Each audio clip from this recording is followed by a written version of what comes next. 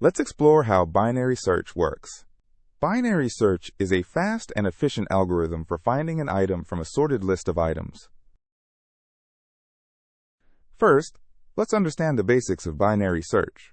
Binary search works by repeatedly dividing in half the portion of the list that could contain the item until you've narrowed the possible locations to just one.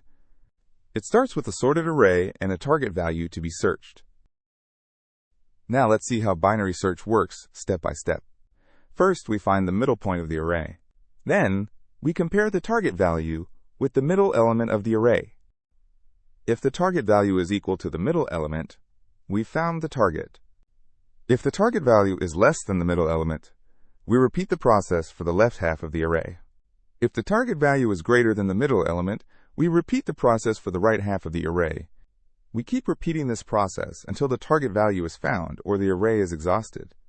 Let's consider an example to understand binary search better. Suppose we have a sorted array, and we want to find the position of a specific value. We start by finding the middle point of the array, which is 5. In this case, the target value is equal to the middle element, so we found the target. The position of the target value is the middle index of the array. Now let's talk about the time complexity of binary search. The time complexity of binary search is O log n, where n is the number of elements in the array. This is because with each comparison, we're reducing the search space by half.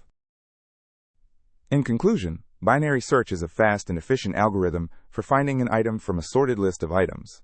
By using binary search, we can significantly reduce the number of comparisons required to find an item in a sorted array. I hope this explanation helps you understand binary search better.